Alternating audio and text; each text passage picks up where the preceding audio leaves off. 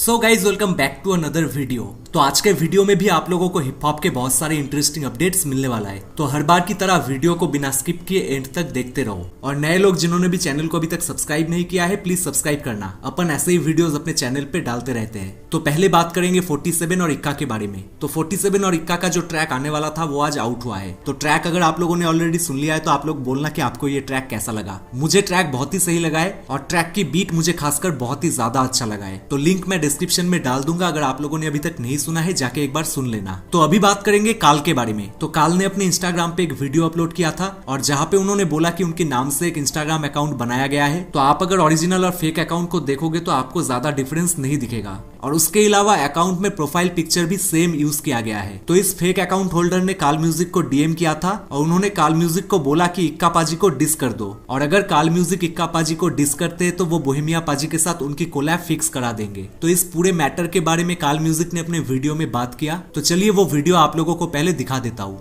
There is a गाय जिसने मेरी fake ID बनवा दिया, और जहाँ तक मुझे पता है कि ये फेक आईडी ऑब्वियसली उन्हीं के साइड से है जो अभी तक इतने टाइम से चल रहा था। और ऐसे ही करके मेरी फ़ेक आईडी बनवा दी है किसी ने, काल म्यूज़िक के नाम से ही। मेरी ही फ़ोटो लगी हुई है उस पर, और मतलब वो बहुत गलत तरीके से ऑब्वियसली यूज़ कर रहा है मेरी आईडी को।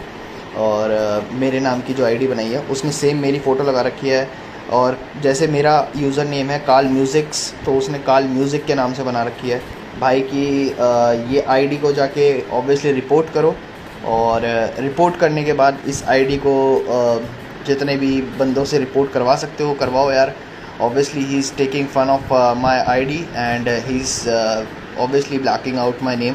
तो ये बंदा जो है इसने मेरे को एक बड़ा प्यारा मैसेज भेजा है कि तू इक्का को डिस कर और मैं तेरा कोलैबोरेशन करवाऊँगा, फीचर करवाऊँगा बोहेमिया के साथ। अबे सुन, औकात नहीं होती पहली बात तो तुम लोगों की बोहेमिया का नाम लेने की, ठीक है, फर्स्ट थिंग।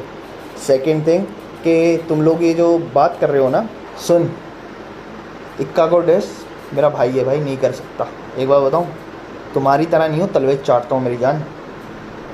अपने भाई के लिए खड़ा हुआ हूँ और खड़ा रहूँगा। इक्का भाई इज़ ब्रदर टू अस, और डेली के लिए सब बंदों के लिए है, ठीक है ना।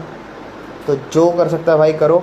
तो आप लोगों ने सुना काल ने बेसिकली इस पूरे मैटर पे क्या रिप्लाई किया। तो आप लोगों का अगर कोई ओपिनियन है तो कमेंट करके बोलना। तो अभी बात करेंगे शेट्टी सा, लोका और एमटीवी हसल के बारे में। तो आप लोगों को शायद पता है कि अभी लोका और एमटीवी के बीच में कुछ इश्यूज हो गए हैं, और अगर आप लोगों को पता नहीं है तो मैं आप लोगों को शॉर्ट में बोल देता हूँ। तो बेसिकली हसल लाइफ के लिए एक रैपर्स की लिस्ट भेजा गया था, और जहाँ पे लोका का नाम भी पहले रखा गया था, लेकिन लोका का नाम बाद में हटा दिया गया। और लोका को इसका रीजन दिया गया कि एमटीवी के हेड को लोका से कुछ पर्सनल प्रॉब्लम्स थी। और लोका ने भी इस मैटर पे अपने इंस्टाग्राम पे स्टोरीज डाले, और लोका इस मैटर को लेके काफी ज्यादा अपसेट भी थे। और इसके बाद शेट्टी सा ने भी इस मैटर पे रिएक्शन दिया। तो शेट्टी सा ने अपने इंस्टाग्राम पे लोका की एक पोस्ट को शेयर किया, और जहाँ पे शेट्टी सा ने लिखा, कौन चैनल हेड है कौन शो हेड है सब मालूम है तेरे भाई को, वो वैसे ही है, अपने दिल की सुनते हैं, पीपल चॉइस होता तो बहुत सारी चीजें कुछ और होती। और उसके बाद शेट्टी सा ने नीचे लोका को मेंशन करते हुए लिखा, there is a lot of politics. तो आप लोगों ने देखा शेट्टी सा ने यहाँ पे बोला है कि हसल में बहुत ज्यादा पॉलिटिक्स होता है। और उसके बाद शेट्टी सा ने और एक स्टोरी में लिखा,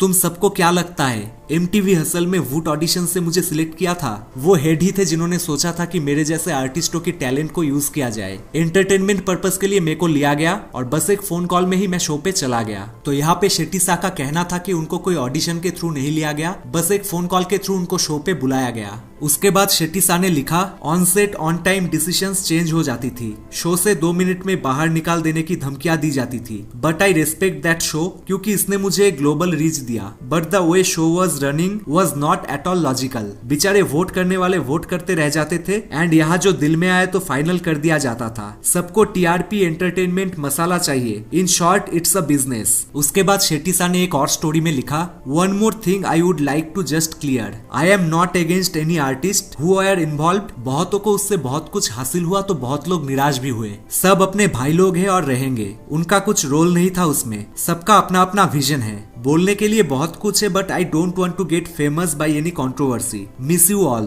और फाइनली शेट्टी सर ने और एक स्टोरी में लिखा, सबसे ज्यादा MTV हसल के प्रोमोशनल शोज फ्री में मैंने ही किए हैं। दिल्ली एंड मुंबई में पोस्ट चेक कर लो, बट जैसे ही काम खत्म हुआ नो रिस्पॉन्स। इनफैक्ट सॉन्ग्स में स्ट्राइक एंड ऑल डाल दिया था। बहुत कुछ है बोलने के लिए, but last time I wanna say fuck that, I don't want that name on my head. इसीलिए सामने से निकला रफ्तार भाई को बोल के। अब आगे कोई बात बढ़ाएगा तो फिर मुझे नहीं कहना। I don't like artist getting disrespected और getting decided what to write, what to perform would be getting decided by a producer of the show. अपन खुद से बाहर आए और अपन अपने रास्ते निकल चुके, बस कोई मुंह नहीं लगना वरना मैं अपने आप को रोक नहीं पाऊंगा। और नीचे शेट्टी सर ने लिखा, still I am in limits and manners. तो आप लोगों ने देखा शेट्टी सर ने बेसिकली MTV हसल के बारे में क्या क्या बोला। तो अभी इस मैटर पे अगर आप लोगों का कोई ओपिनियन है तो कमेंट करके बोलना। तो अभी बात करेंगे बोहेमिया पाजी और रफ्तार के बारे में। तो आप लोगों को पता है कि जब से इक्का पाजी और बोहेमिया पाजी के बीच में इश्यूज हुए हैं, उसके बाद रफ्तार भाई और बादशाह ने बोहेमिया पाजी को इंस्टाग्राम पे अनफॉलो कर दिया। और उसके बाद जय हिंद अपने इंस्टाग्राम स्टोरी पे रफ्तार और बादशाह को रिप्लाई किए। तो जय हिंद ने एक स्टोरी में लिखा,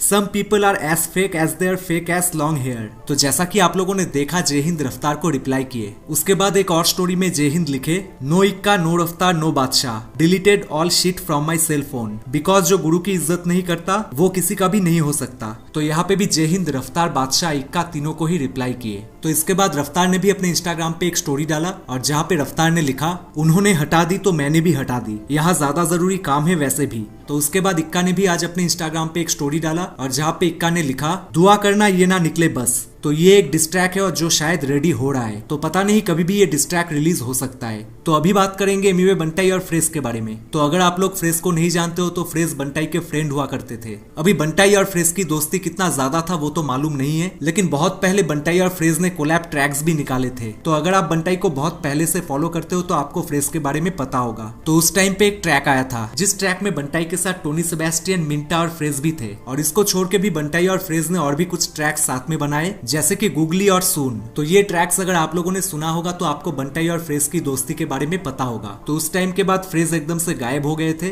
और उनके लाइफ में कुछ प्रॉब्लम्स आई जिनके वजह से वो हिप हॉप से दूर हो गए। लेकिन अभी फ्रेज एक बार फिर लौट के आए हैं और उन्होंने रिसेंटली अपने चैनल पे एक म्यूजिक वीडियो भी अपलोड किया है। तो फ्रेज ने अभी एक इंटरव्यू में बहुत कुछ बोला कि उनके साथ क्या हुआ था कि वो हिप हॉप से दूर हो गए, और उसके साथ फ्रेज ने बंटाई के बारे में भी बात किया। तो फ्रेज ने बोला कि वो और बंटाई अभी अलग रास्ते पे चले आए हैं और बंटाई अपना म्यूजिक कर रहा है और फ्रेज अपनी म्यूजिक कर रहे हैं। तो वो वीडियो अगर आपको देखना है तो लिंक मैं डिस्क्रिप्शन में डाल दूंगा, जाके देख लेना। फ्रेज के चैनल पे आपको वो वीडियो मिल जाएगा। और शायद ऐसा भी हो सकता है फ्यूचर में फ्रेज बहुत सारी पुराने मैटरों के बारे में अपने ट्रैक पे बात करे। तो ऐसा कुछ होता है कि नहीं वो तो हमें फ्यूचर में ही पता चलेगा। लेकिन फ्रेज ने अपने वीडियो में बोला है कि उनके बंटाई के साथ कोई भी झगड़ा नहीं है। तो देखते हैं फ्रेज और बंटाई का कोई कोलैब ट्रैक फ्यूचर में आता है कि नहीं आता है, या कुछ और ही होता है। तो चलिए आज के वीडियो में इतना ही। वीडियो अगर सही लगा है तो वीडियो को लाइक करें और चैनल को सब्सक्राइब करना ना भूलें। और आप मुझे इंस्टाग्राम पे फॉलो भी कर सकते हो, लिंक डिस्क्रिप्शन में दिया हुआ है। तो चलिए मैं आप लोगों से मिलता हूँ एक नए वीडियो में, और तब तक के लिए घर में रहिए और सेफ रहिए।